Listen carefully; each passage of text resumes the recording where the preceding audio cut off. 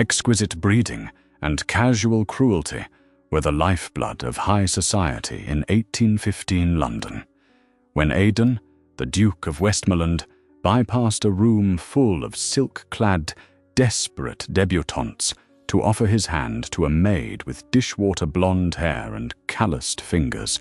The resulting silence was deafening. Whispers and giggles vanished into crystal champagne flutes. They called him mad. They called her a passing joke. But the laughing stopped abruptly the moment he pulled out his own chair for her at the head of the dining table. The ballroom at Harrington House smelled of melting beeswax, expensive rosewater, and desperation. It was a cloying scent. Adelaide stood in the shadows of the arched doorway, her rough cotton uniform blending perfectly into the dark mahogany wainscoting. She was supposed to be invisible. For 22 years, invisibility had been her best defense. She held a silver tray tight against her waist. Her feet, encased in hand-me-down boots, 2 sizes too large, throbbed with a dull, rhythmic ache. She watched the ton spin across the polished parquet floor. To them, this was the marriage mart. To her, it was a liability. Drunk lords spilled port on Persian rugs. Swooning ladies required smelling salts that Adelaide had to fetch from the apothecary at ungodly hours. Romance, Adelaide had decided long ago, was a luxury reserved for people who didn't have to scrub their own floors. Across the room, Aidan Pendleton, the Duke of Westmoreland, stood backed against a Corinthian column. He looked less like a peer of the realm and more like a stag cornered by hounds. The hounds, in this case, were dowager viscountesses dragging their daughters forward like prized heifers at a country fair. Aidan was 30. He had inherited the title, the sprawling estates, and the crushing debts of his late, gambling-addicted father 5 years ago. He had spent those 5 years clawing the Pendleton name out of ruin through sheer, grinding labor. Now that the ledgers were black again, society had decided it was time for him to breed. He hated them. He hated the painted smiles. He hated the rehearsed laughter that chimed exactly 2 seconds after he made a tepid joke. He hated that not a single woman in this room looked at him and saw a man. They saw a title. They saw a deed to a house in Mayfair. "Your Grace, surely you must favor Lady Clara's pianoforte skills," Lady Harrington simpered, practically shoving a terrified brunette into Aidan's chest. "I am tone-deaf, madam," Aidan said. It was a lie. He played the cello beautifully, but the lie worked. The dowager's smile faltered, giving him exactly 3 seconds of a window to escape. He took it.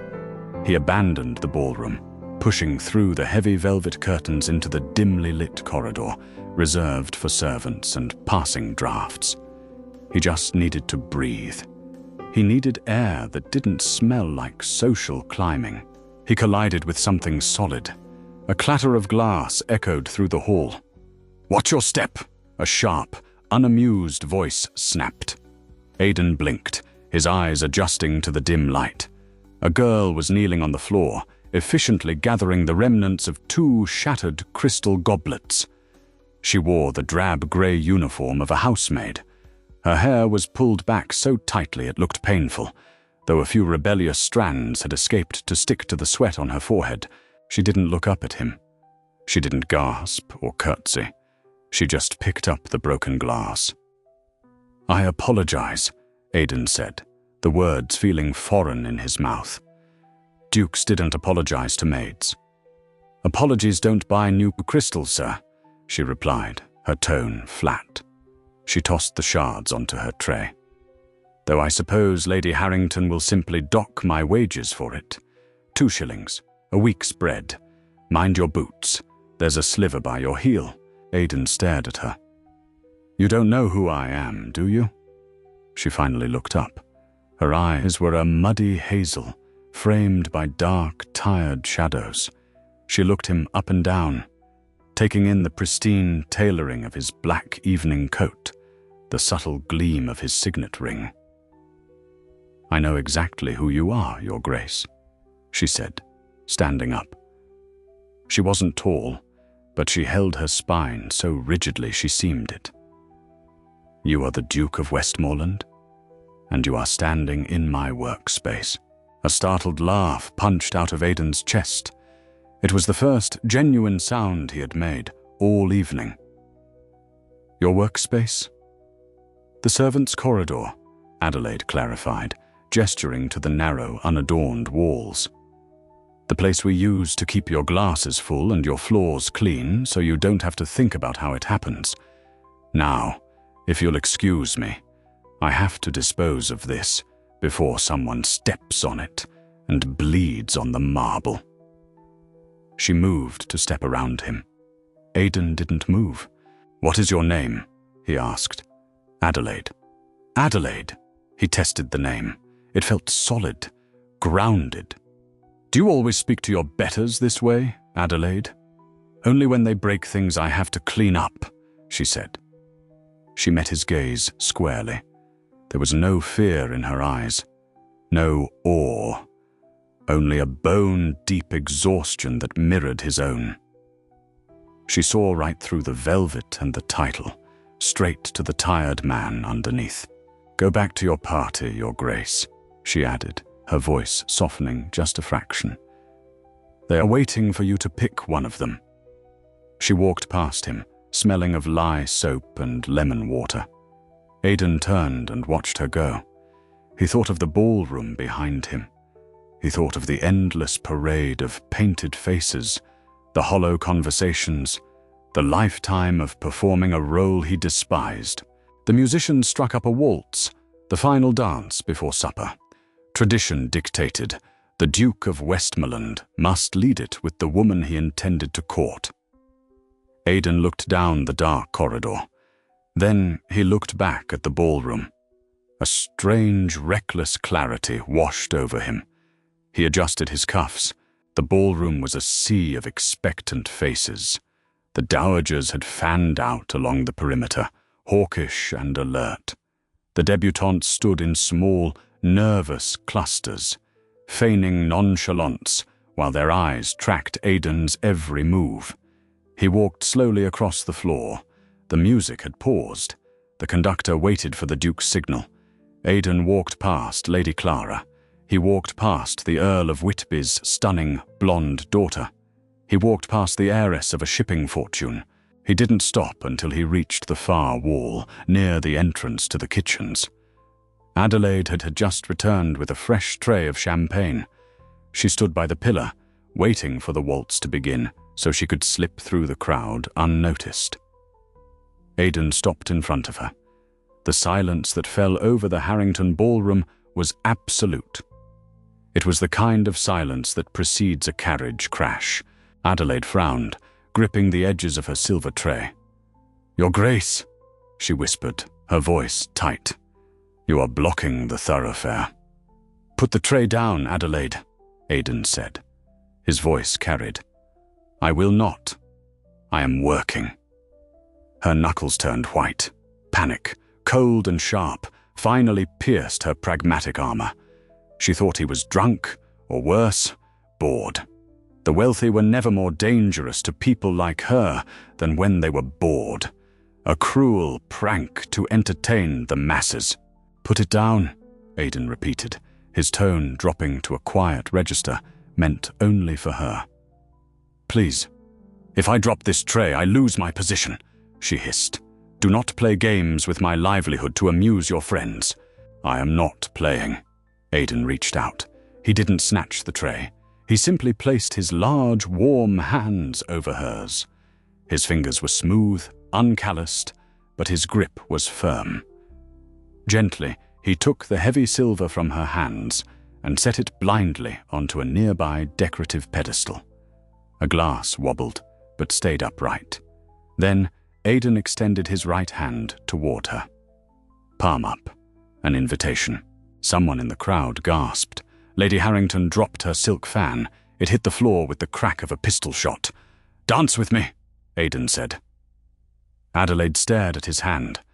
Her chest felt tight. This was a trap. It had to be. She looked past his shoulder at the hundreds of eyes staring at them. She saw disgust. She saw outrage. She saw a few young lords smirking behind their hands, waiting for the punchline. "They are laughing at you," Adelaide said softly. "Let them," Aidan replied. "Their opinions are as worthless as their morals. I asked you a question. I don't know how to waltz. I will lead." She looked back at his face. The reckless clarity was still there, burning in his dark eyes. He was daring her. He was daring the entire room. Adelaide had spent her whole life making herself small to survive. But as she looked at this man, a man who owned half of Yorkshire, but looked at her as if she were the only real thing in the room, a spark of stubborn, cynical defiance ignited in her chest. If she was going to be fired tomorrow anyway, she might as well give them a scandal worth gossiping about. Adelaide wiped her slightly damp hand on her apron, a deliberately crude gesture, and placed it in his. Aidan pulled her onto the floor.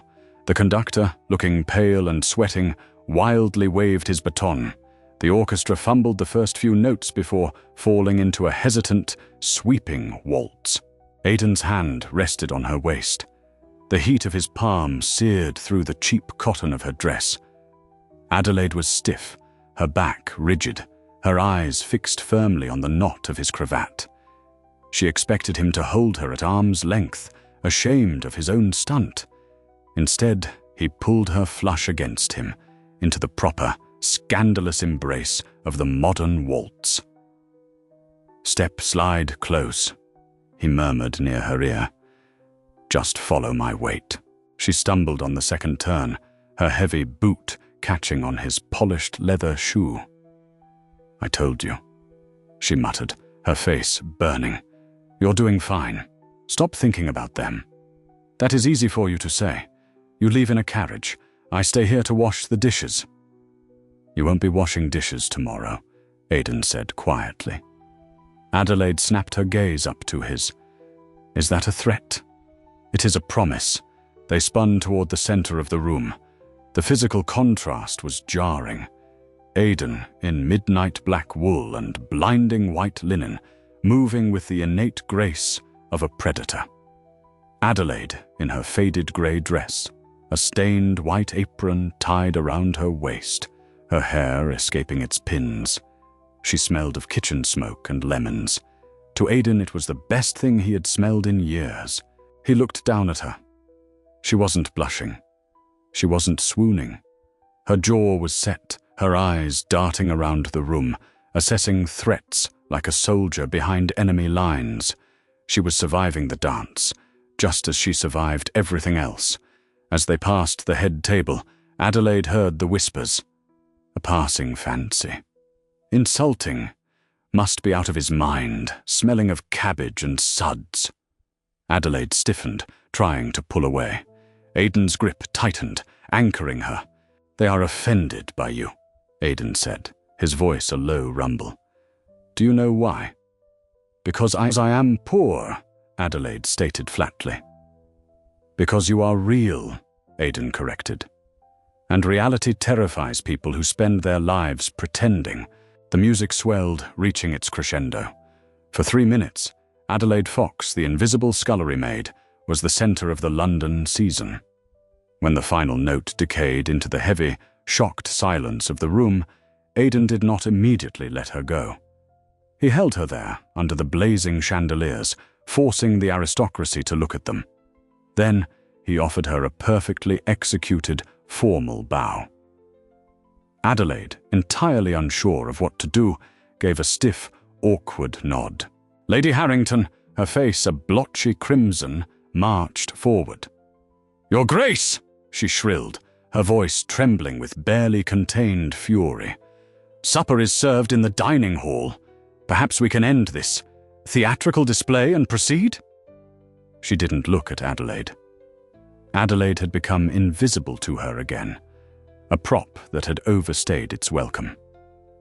"Of course, Lady Harrington," Aidan said pleasantly. He turned to Adelaide and offered his arm. The silence, which had been heavy before, suddenly turned lethal. "Your Grace!" Lady Harrington choked out. "The servants eat in the kitchens." Aidan's eyes went cold. It was a terrifying transformation. The weary man vanished, replaced by the Duke of Westmoreland, a man whose wealth and power could ruin a family with a single stroke of a pen. "Miss Adelaide," Aidan said, his voice ringing out so clearly it echoed off the vaulted ceiling, "is my guest." The procession into the dining hall was a slow march to the gallows.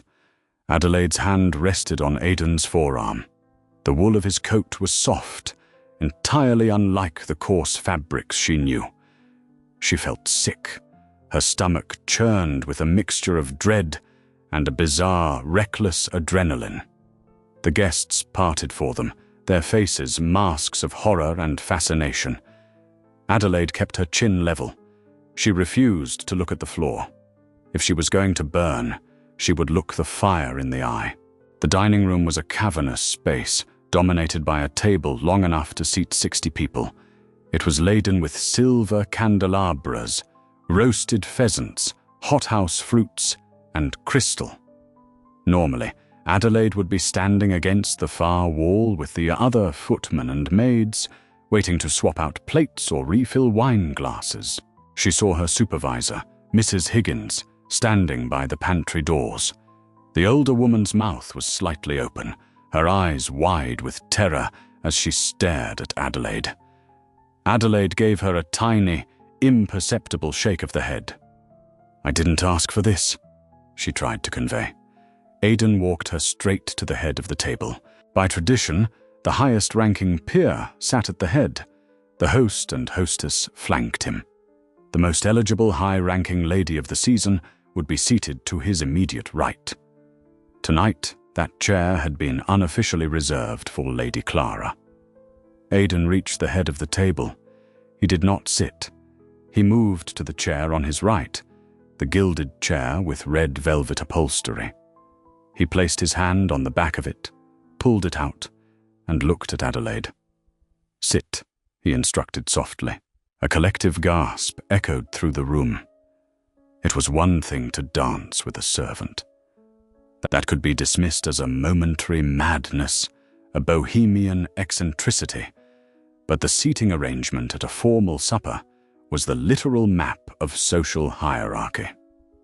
To put a housemaid in the seat of honor was to spit in the face of every duke, earl, and baron in the room. Adelaide hesitated. She looked at the chair, then at Aidan. "If I sit there," she whispered, "they will tear me apart the moment you leave." "I am not leaving," Aidan said, "and I would like to see them try." Adelaide took a breath, smoothed the front of her stained apron, and sat down. The velvet was absurdly soft beneath her. Aidan took his own seat at the head of the table. Lady Harrington, looking as though she might suffer an apoplexy, stiffly took the seat to Aidan's left. The rest of the guests slowly, agonizingly, filed into their chairs. The tension was so thick, it felt like physical pressure in the room. The footmen began serving the soup. They were young men Adelaide joked with in the kitchens. Now, they approached her with trembling hands, unsure whether to serve her from the left or the right, unsure if they should make eye contact. Adelaide gave young Thomas a reassuring nod as he poured her water. For a long time, the only sound was the clinking of silver against porcelain. No one spoke. No one knew how. Finally, Lord Croft, an older baron with a face like a bulldog and a reputation for cruelty, leaned forward. He was seated 3 chairs down from Adelaide. "So tell me, my dear," Lord Croft drawled, his voice dripping with condescension. "From which great house does your family hail? I confess the Foxes are not known to me. Are you perhaps related to the Foxes of Gloucestershire?" The table went dead still. Everyone waited for the maid to stammer, to cry, to break under the weight of her own inadequacy. Aidan set his spoon down. He opened his mouth to intervene. Adelaide beat him to it. She did not flinch. She picked up her own spoon, examined the intricate silver handle, and looked directly at Lord Croft. "My father was a rat-catcher in Cheapside, my lord," Adelaide said. Her voice was calm, clear, and projected perfectly down the table. "He died of the pox when I was 9. My mother took in laundry until her lungs gave out from the lye fumes. I have worked in kitchens since I was 11.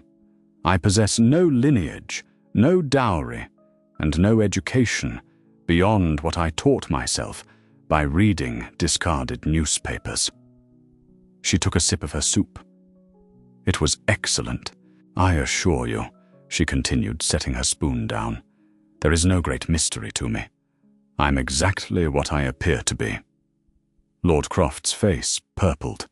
He sputtered, completely disarmed by the brutal, unvarnished truth. Society functioned on euphemism and lies. Blunt reality was a weapon they had no shield against. "Well," Lady Harrington choked out, trying to salvage the situation. "How industrious." Aidan let out a low, rough chuckle. He picked up his wine glass, his dark eyes locked on Adelaide with a mixture of awe and profound respect. "Indeed," Aidan said, raising his glass slightly in Adelaide's direction. "Industrious, honest, and entirely unafraid. Traits terribly lacking in our circles. Wouldn't you agree, Croft?" Lord Croft muttered something unintelligible into his napkin. The power dynamic in the room shifted instantly. Adelaide hadn't tried to play their game. She had flipped the board over. By owning her poverty, by refusing to be ashamed of her calloused hands and her dead parents, she stripped them of their ammunition. They couldn't mock her for pretending to be something she wasn't, because she refused to pretend. A young woman further down the table, Lady Sarah, leaned forward. "Is it true?" she asked, her voice tentative but genuinely curious, "that you read the newspapers? What do you think of the grain tariffs?" Adelaide looked at the girl. She recognized the spark of intelligence in the girl's eyes, an intelligence usually stifled beneath corsets and etiquette lessons. "I think," Adelaide said slowly, "that men who have never baked a loaf of bread have no business dictating the price of flour. The tariffs protect the landowners, but they starve the people who actually work the land. It is bad math and worse morality." A heavy silence followed. It was an explicitly political opinion, delivered by a woman, and a servant at that. Aidan leaned back in his chair, a slow, predatory smile spreading across his face. He looked around the table at the shocked faces of his peers, then turned to look at the plain maid sitting beside him in her coarse cotton dress. "Bad math," Aidan repeated softly, tasting the words. He looked at Adelaide, really looked at her, and for the first time in a decade, Aidan Pendleton felt hope. "Miss Fox, I believe you and I are going to get along exceedingly well." Adelaide glanced at him. The cynical wall she had built around her heart cracked, just a fraction. He wasn't mocking her. He wasn't using her. He was listening to her. As the footman moved in to clear the first course, the whispering started again. But this time, it wasn't mocking. It was fearful. They looked at the Duke, and they looked at the maid, holding her own at the head of the table, and they realized with mounting dread that the rules had just changed forever. Dawn in the servants' quarters was not a quiet awakening. It was a brutal, shivering transition from exhaustion to labor. The basement of Harrington House smelled of cold grease, damp wool, and stale hearth ash. Adelaide sat on the edge of her lumpy mattress. She did not bother tying her apron. There was no point. The door to the cramped dormitory swung open. Mrs. Higgins stood framed in the dim light of the corridor, her face drawn, her mouth a thin, unforgiving line. "Pack your things, Fox," the housekeeper said. Her voice lacked its usual booming authority. It sounded tired. "You're to be gone before the milk delivery. Use the alley door. "Am I to be paid for the week?" Adelaide asked. Her voice was steady. She had been preparing for this exact conversation since the moment the Duke's hand touched hers in the ballroom. Mrs. Higgins let out a sharp, bitter laugh. "Paid? Her ladyship wanted to have you arrested for theft. Said you must have stolen the Duke's censers. It took the butler an hour to talk her down to simple dismissal. Get your things. I'll not have you lingering and bringing more ruin on my staff." Adelaide nodded. She reached under the bed and pulled out a battered canvas satchel. It held 2 worn shifts, a pair of woolen stockings with darned heels, a sliver of carbolic soap, and a crumpled copy of the Times from 3 weeks ago. Her entire life reduced to 5 pounds of dead weight. She walked down the stone corridor for the last time. The kitchen was already alive with the frantic energy of morning prep. The footmen averted their eyes. The scullery maids scrubbed the copper pots with unnecessary violence, pretending she wasn't there.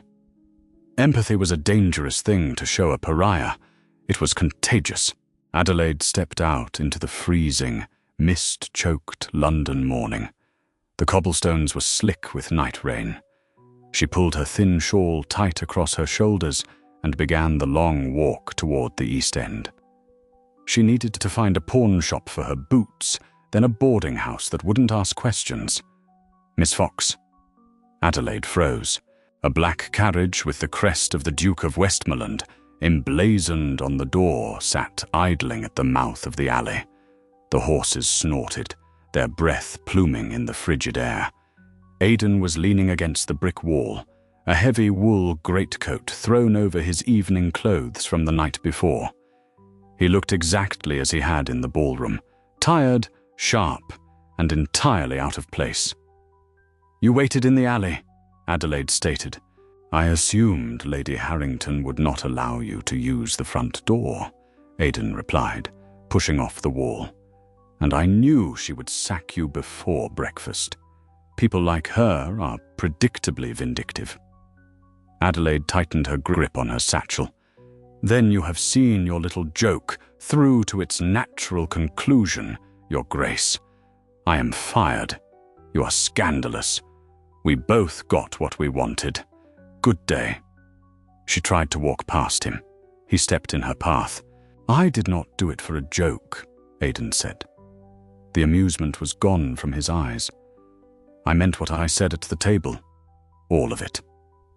Words at a dinner table don't buy coal, Your Grace. You get to go back to your estate.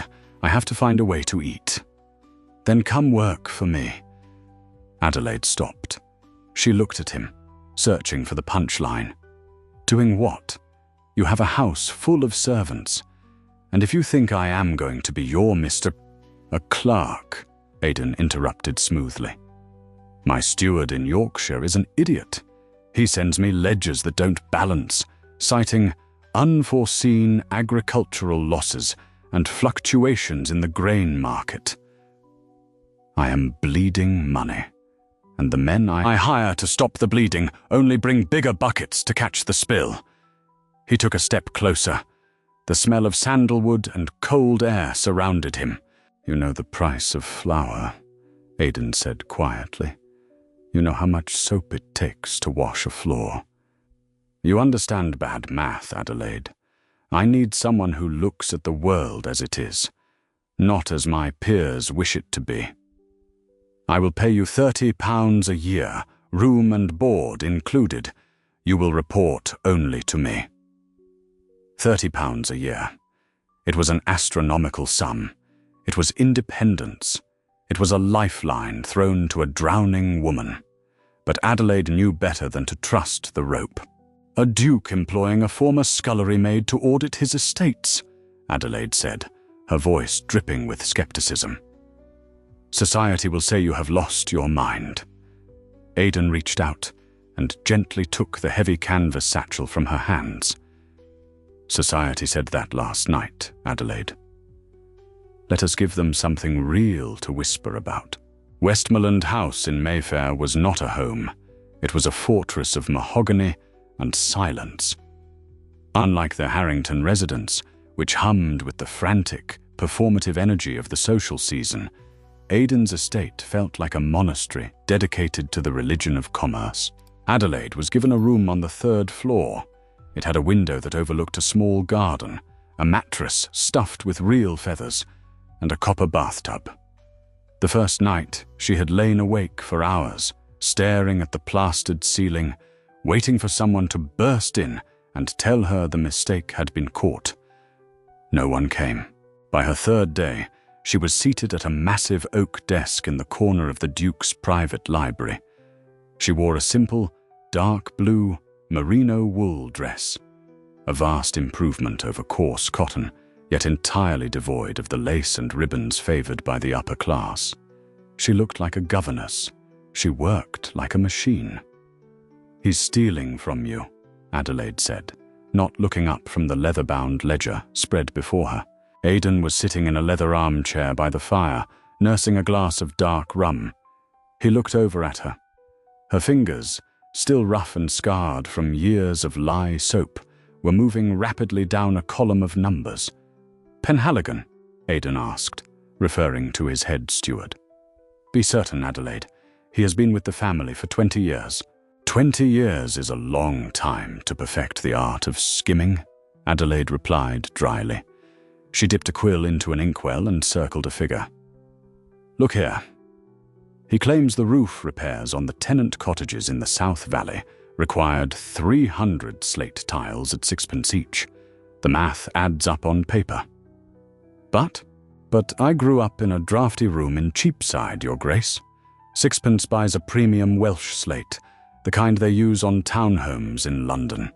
Tenant cottages use local shale. It costs a penny a tile, at most. He's billing you for Welsh slate, buying cheap shale, and pocketing the difference. 5p on the tile.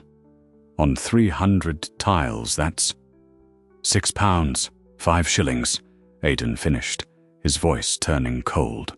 Exactly. And that is just one roof.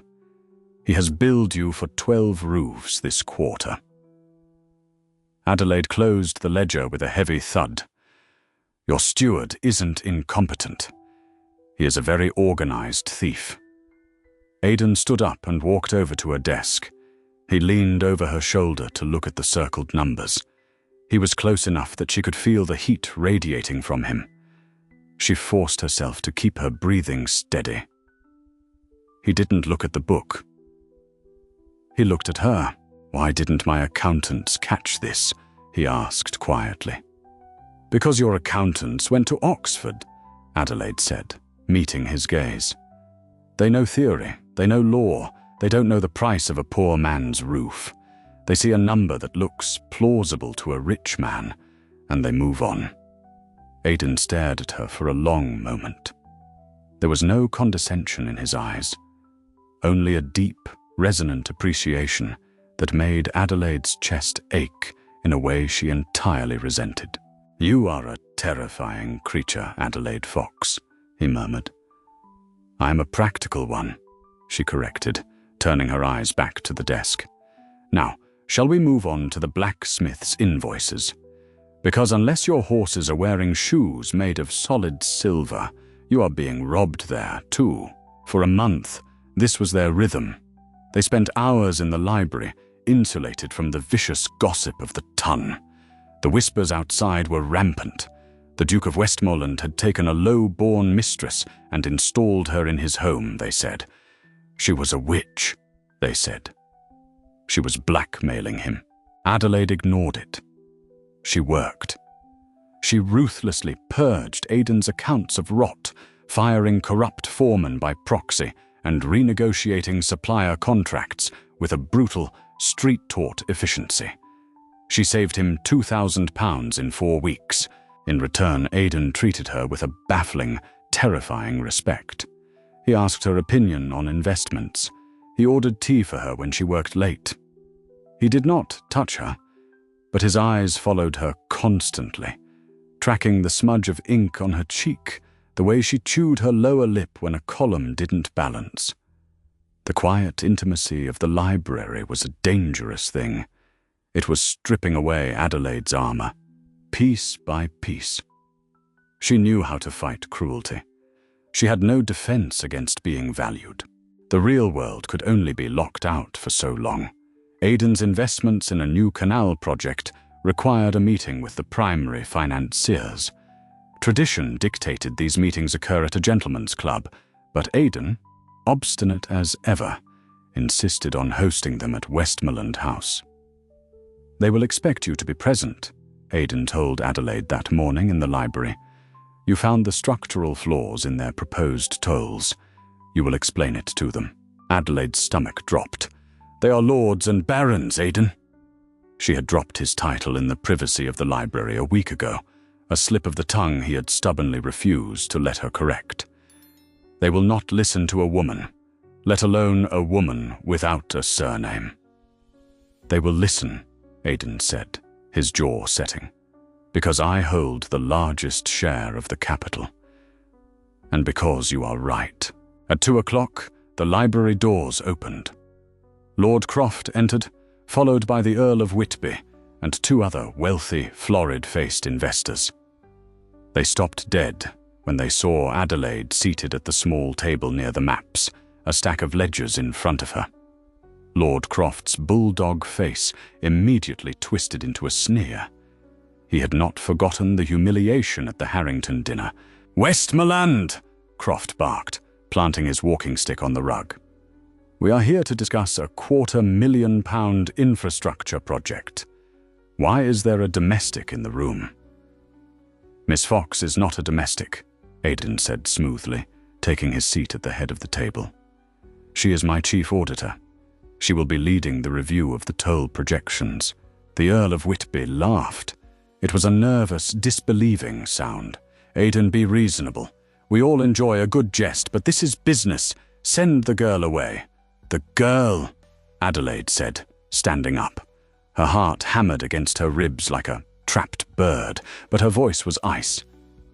"Has found a 30% deficit in your proposed revenue model, Lord Whitby." The men stared at her. "Preposterous!" Croft spat. The math was done by the Royal Society's finest actuaries. The Royal Society's actuaries assumed that barges travel at a constant speed of 4 miles per hour, Adelaide said, stepping toward the large map of the proposed canal pinned to the wall. She tapped a section of the blue line. "They failed to account for the 3-mile bottleneck at the Hanley locks. Only 1 barge can pass at a time. The delay will cost you 4 hours per shipment. 4 hours means the crews must be paid for an extra half day.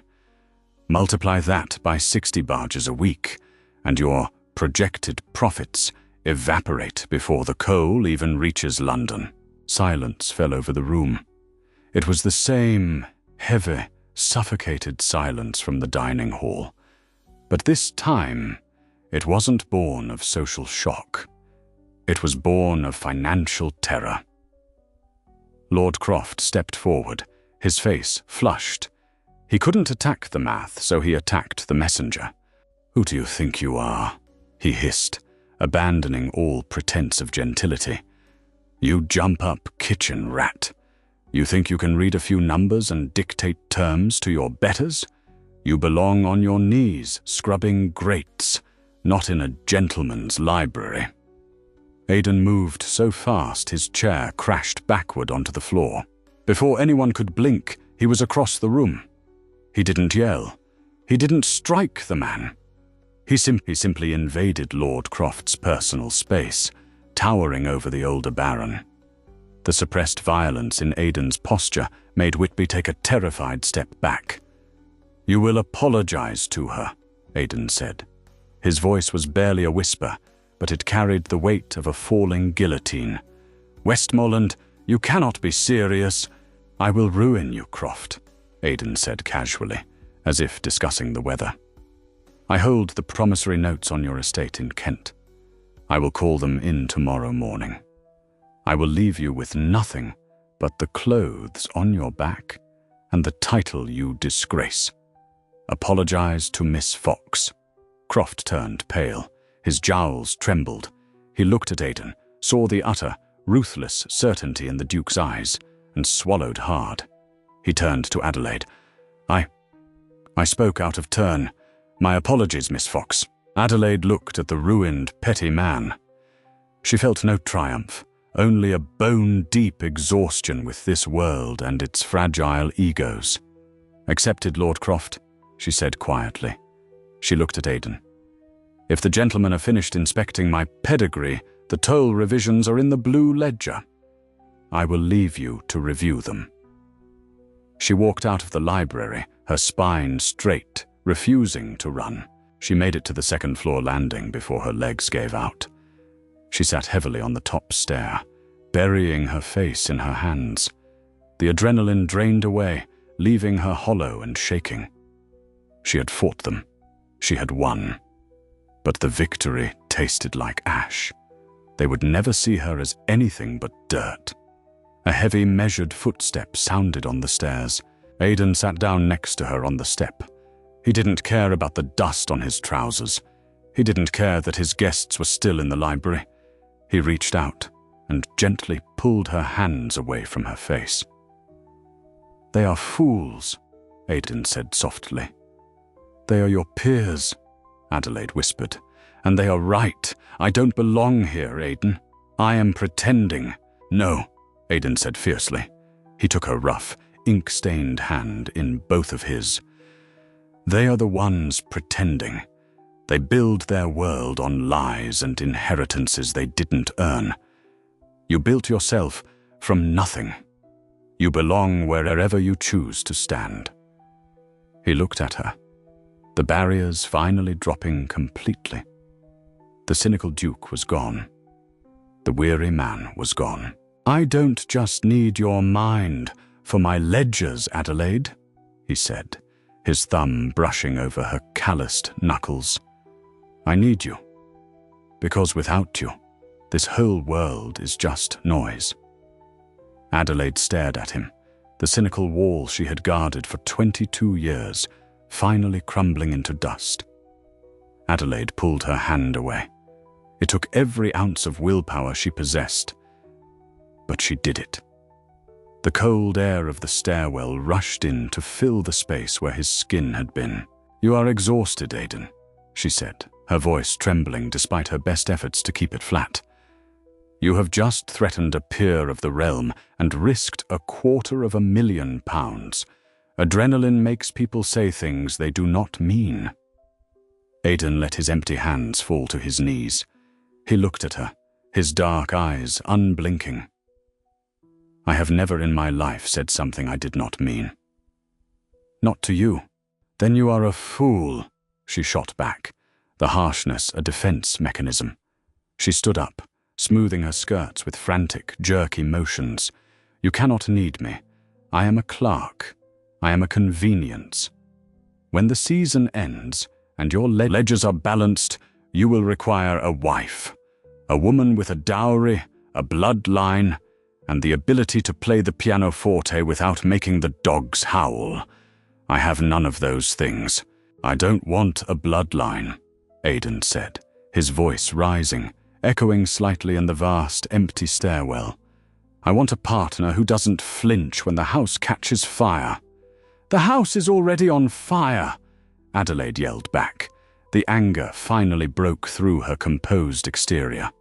"They will burn you to the ground for this. Croft will go straight to the clubs. He will tell them you are a madman, led by the nose by a kitchen maid. They will pull their investments. They will isolate you." Aidan stood up slowly. He bridged the gap between them, stopping just inches away. "Let them," he said. His tone was terrifyingly calm. "I survived the ruin my father left me.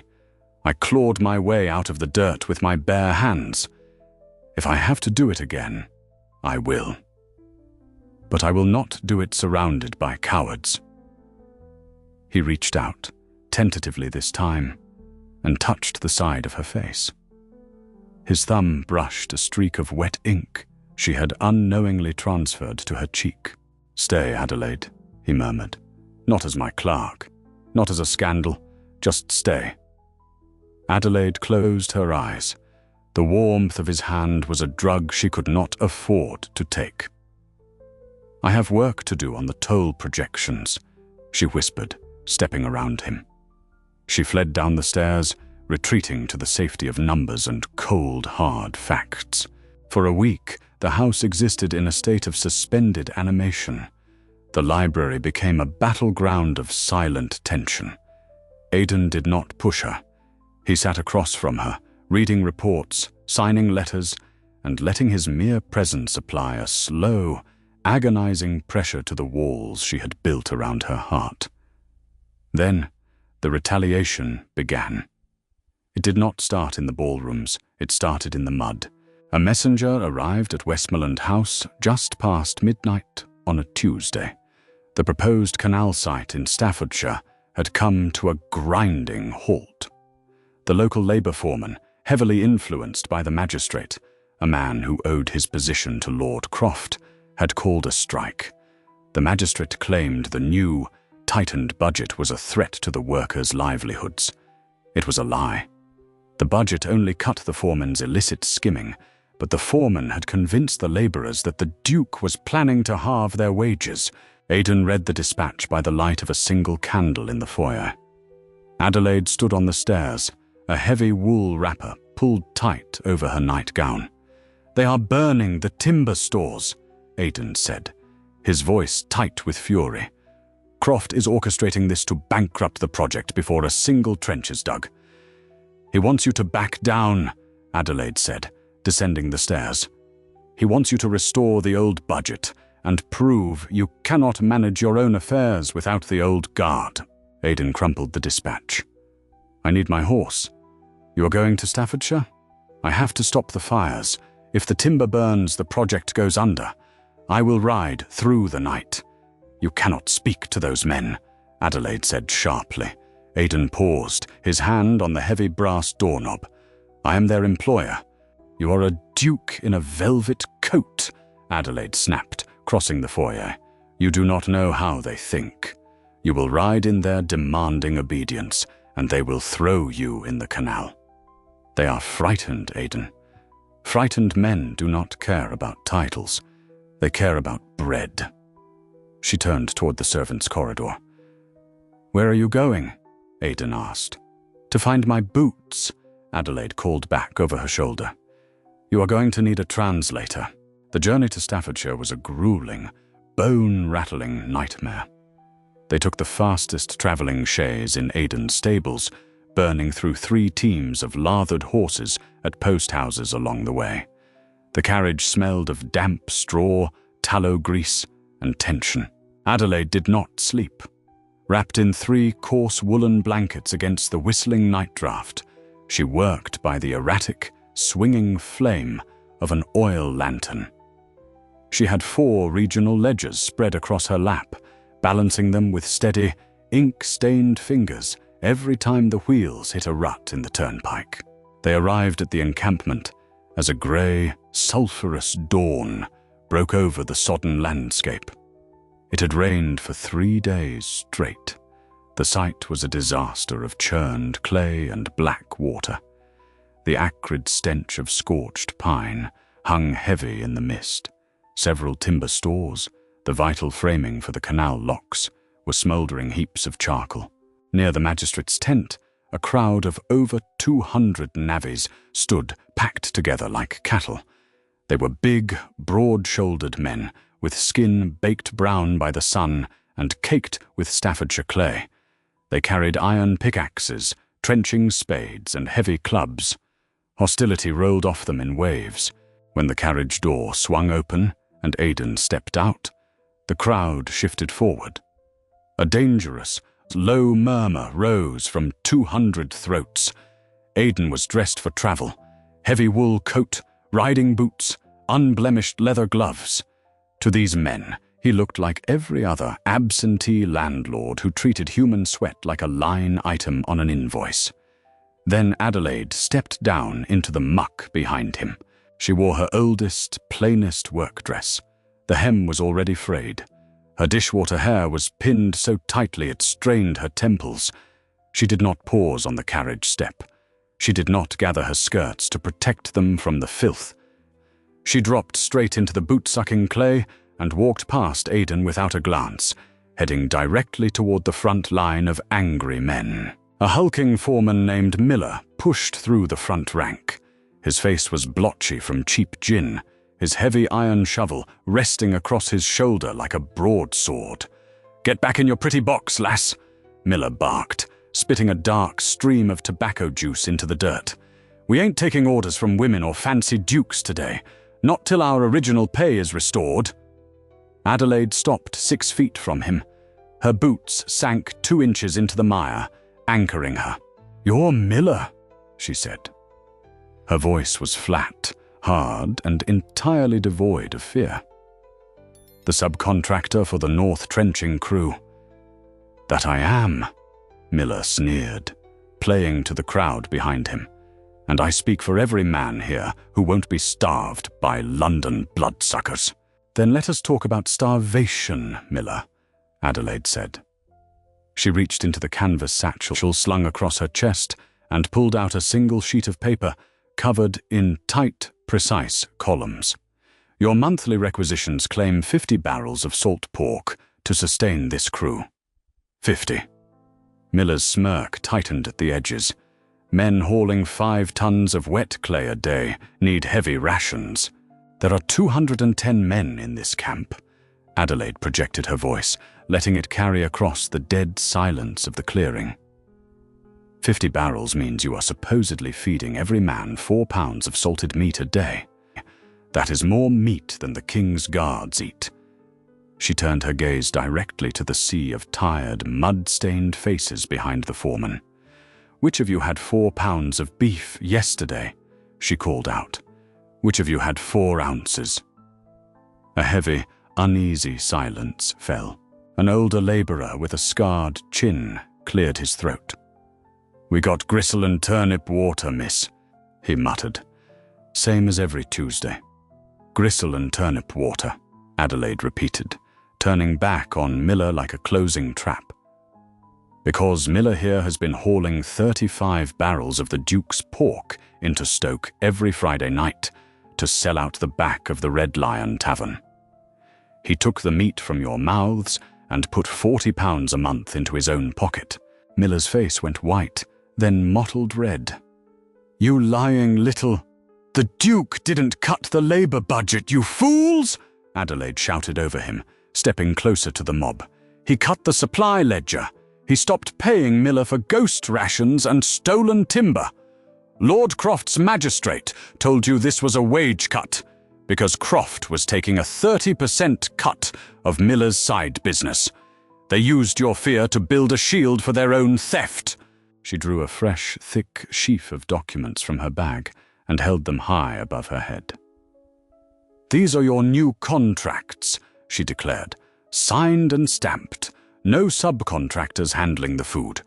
Your base wages are increased by 2 pence a day, paid in solid copper and silver, directly by the Duke's personal paymaster, every Saturday noon. A dedicated butcher arrives tomorrow with fresh beef. But those contracts are only valid if the shovels are moving." The men looked at Miller. The foreman took 2 steps back, suddenly isolated, looking toward the magistrate's tent for help that wasn't coming.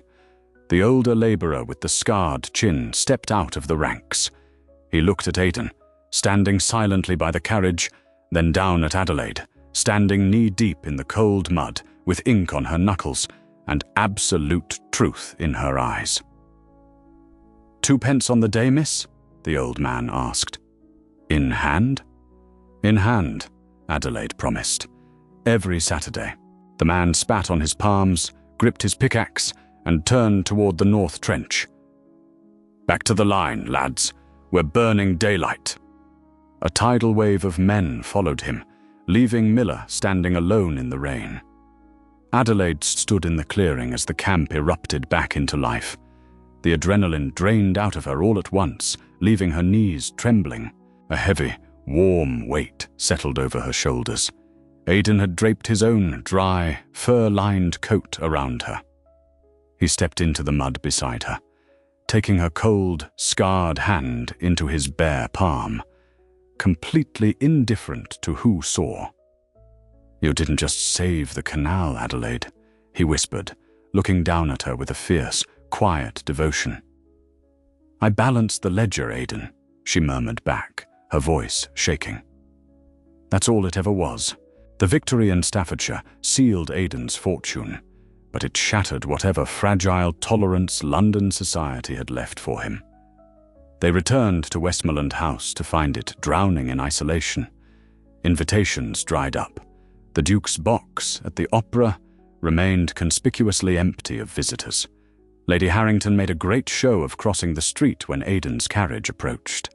They were winning the war of ledgers, but they were losing the war of the ton. Late one evening, a month after the mud of Staffordshire, Adelaide found Aidan sitting in the dark in the vast drawing room. The fire had burned down to embers. He was holding a heavy crystal glass, staring into the dying light. Adelaide walked in quietly and sat in the chair opposite him. "Crawford has resigned from the club," Aidan said quietly, not looking up. He cited unsavory company as his reason. Half the board followed him. Adelaide felt a cold knot form in her stomach. This was the reality she had warned him about. Love and partnership were beautiful ideas in a locked library, but they could not survive the crushing weight of society's disdain. "Aidan," Adelaide said softly, "I have balanced the final accounts for the quarter. The estates are secure. The canal is profitable. You do not need me anymore." Aidan finally looked at her. His eyes were bloodshot. "Do not say that." "I have to say it," she replied, her voice breaking.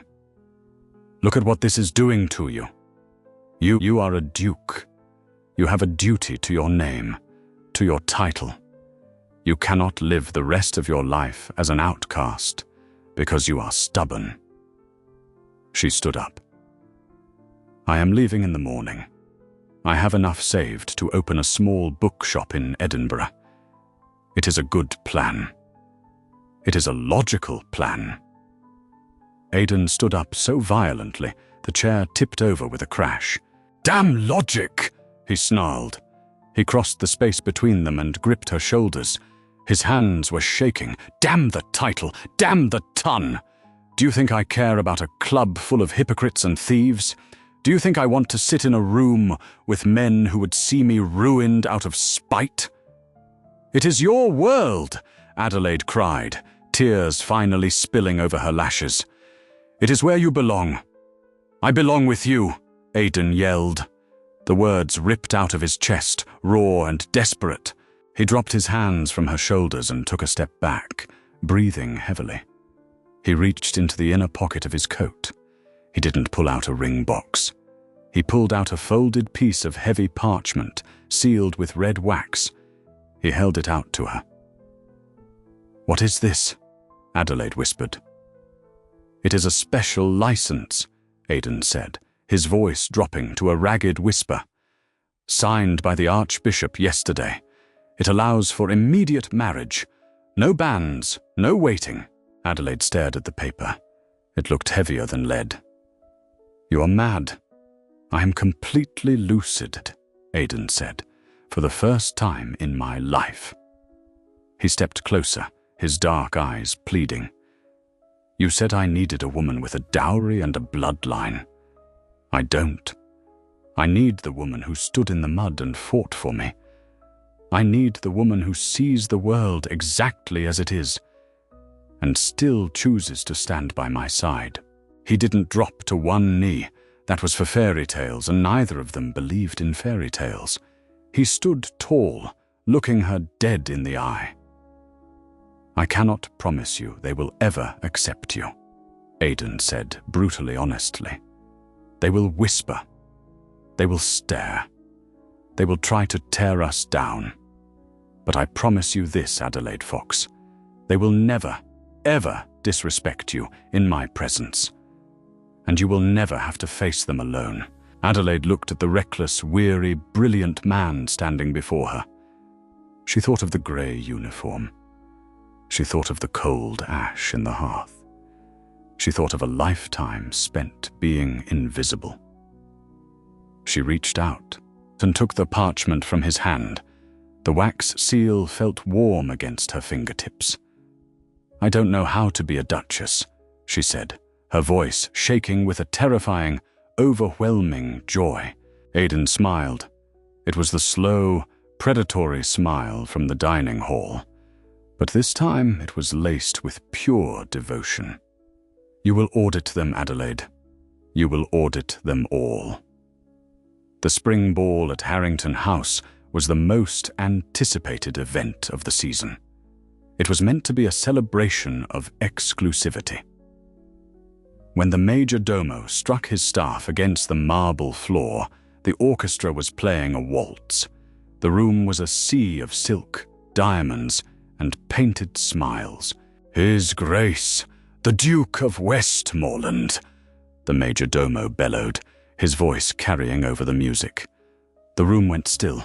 Every eye turned toward the arched doorway. They expected Aidan to arrive alone, a defeated man crawling back to the fold. "And," the major domo continued, swallowing hard, his voice trembling slightly, "Her Grace, the Duchess of Westmoreland." Aidan stepped into the light of the chandeliers. He looked immaculate in black evening clothes. And on his arm, holding her head high, was Adelaide. She did not wear a tiara. She did not wear an excess of diamonds. She wore a gown of deep, midnight blue velvet that fell in perfect, severe lines. Her dishwater blonde hair was expertly pinned, and her posture was as rigid and uncompromising as a steel blade. She looked terrifying. She looked regal. The silence in the ballroom was absolute. It was the deafening silence of a world order shattering. Lady Harrington dropped her fan. Lord Whitby stared with his mouth open. The young debutantes whispered frantically behind their gloved hands. Aidan did not look at any of them. He looked down at his wife. "Shall we?" he murmured. "Let's get this over with," Adelaide replied dryly. They walked into the room, ignoring the stares, ignoring the whispers. They moved as a single, impenetrable unit. When they reached the edge of the dance floor, Aidan didn't bow to the hostess. He didn't greet his peers. He simply took Adelaide in his arms and swept her into the waltz. They were not performing for the crowd. They were conquering it. When the supper gong chimed, the procession to the dining hall was fraught with panic. The guests shuffled in, terrified of where the seating arrangements would place them. Aidan walked straight to the head of the long, lavishly decorated table. He stood by his chair, but he did not sit. He moved to the gilded chair with red velvet upholstery on his right. He placed his hand on the back of it, pulled it out, and looked at Adelaide. The entire room held its breath. They remembered the scullery maid. They remembered the scandal. Adelaide stepped forward. She didn't hesitate. She didn't look for permission. She placed her hand on Aidan's shoulder, a gesture of absolute possession, and sat down in the seat of honor. Aidan took his place beside her. He picked up his wine glass and leaned back, his eyes daring a single person in the room to speak a word of objection. No one did. The footman moved in to serve the soup. Adelaide picked up her silver spoon, examined it for a brief second, and smiled. It was a small, cynical, profoundly happy smile. The math, finally, was perfect. If Adelaide's defiance and Aidan's absolute loyalty made your heart race, you are not alone. True romance isn't about grand, poetic metaphors. It's about finding someone who stands with you in the mud and fights for your worth when the whole world tries to tear you down. Did you love seeing Adelaide flip the aristocracy's rules on their head? Hit that like button, share this story with a friend who loves a fierce, unapologetic heroine, and subscribe to the channel for more grounded, deeply human historical dramas. Your support helps us bring more incredible stories to life.